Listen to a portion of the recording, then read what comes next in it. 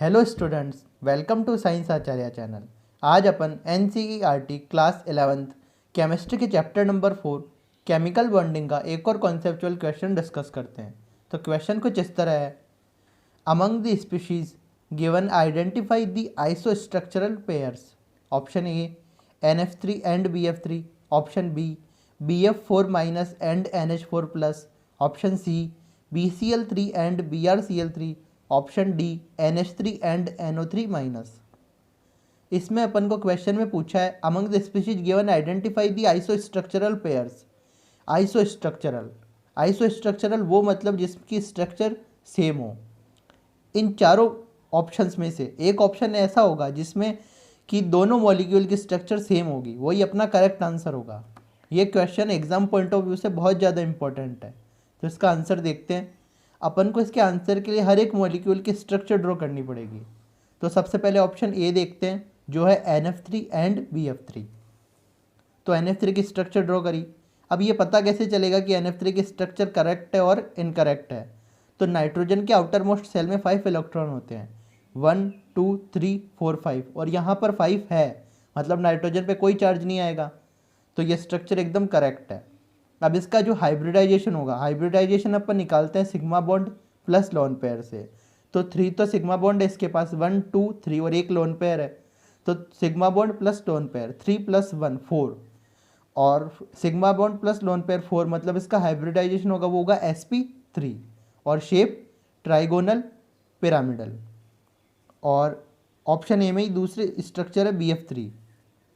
BF3 की structure draw करते हैं। BF3 बोरोन के आउटर मोस्ट सेल में 3 इलेक्ट्रॉन होते हैं और यहाँ पे 3 इलेक्ट्रॉन है, तो ये स्ट्रक्चर भी एकदम करेक्ट है।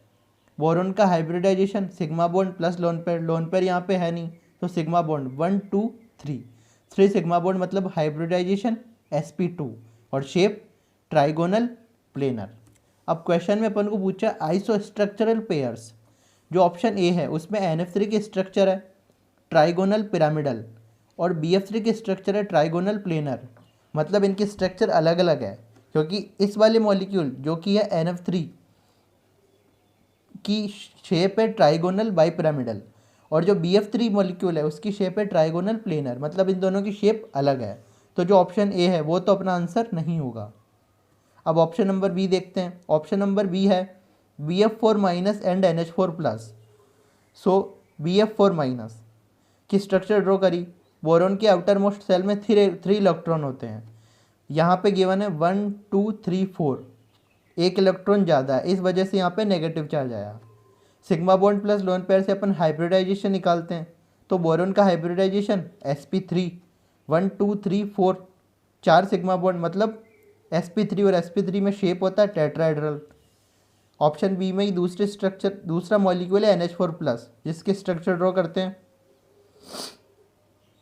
नाइट्रोजन के आउटर मोस्ट सेल में 5 इलेक्ट्रॉन होते हैं, यहाँ पे हैं 1 2 3 4, मतलब एक इलेक्ट्रॉन की कमी है, इस वजह से NH4 पे आया पॉजिटिव चार्ज।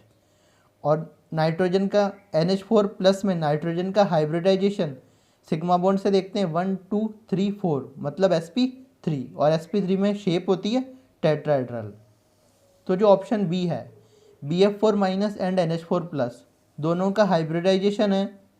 BF4 माइनस का हाइब्रिडाइजेशन भी sp3 है और NH4 प्लस का हाइब्रिडाइजेशन भी sp3 है, और दोनों की शेप टेट्राहेड्रल, क्योंकि अपन जानते हैं sp3 हाइब्रिडाइजेशन में शेप होती है tetrahedral.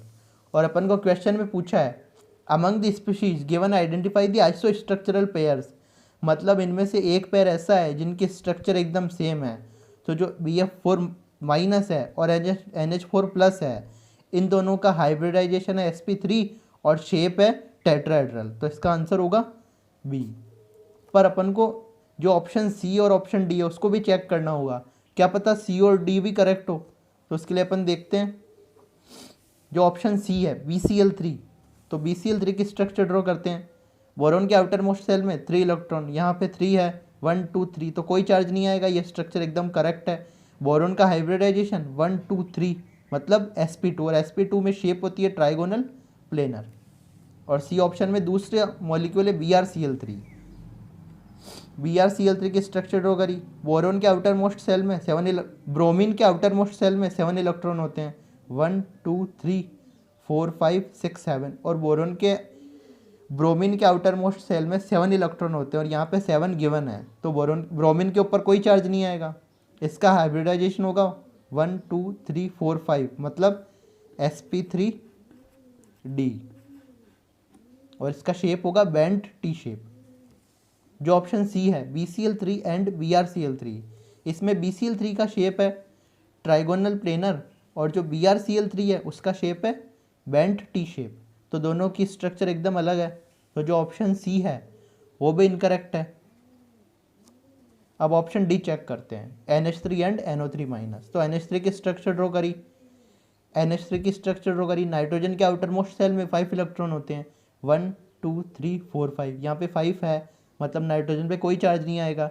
Hybridisation sigma bond plus lone pair, sigma bond 3 lone pair 1, 3 + 1 4, और इसका हाइब्रिडाइजेशन होगा sp3 और शेप ट्राइगोनल पिरामिडल। और जो NO3 माइनस है उसकी स्ट्रक्चर ड्रॉ करते हैं। NO3 माइनस की स्ट्रक्चर ड्रॉ करी, नाइट्रोजन के आउटर मोस्ट सेल में 5 इलेक्ट्रॉन, 1 2 3 4 5।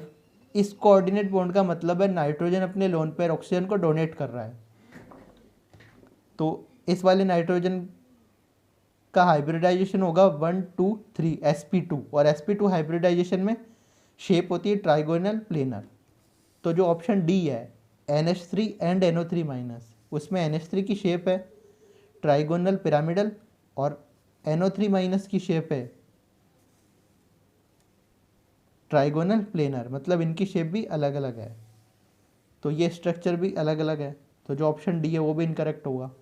तो जो ऑप्शन बी है BF4 minus and NH4 plus, इसमें इन दोनों का हाइब्रिडाइजेशन sp3 है और शेप टेट्राहेड्रल है, और अपन को क्वेश्चन में यही पूछा आइसो स्ट्रक्चरल, मतलब जिनके स्ट्रक्चर सेम होती है, तो BF4 minus and NH4 plus iso structural pairs है, तो इसका आंसर होगा बी।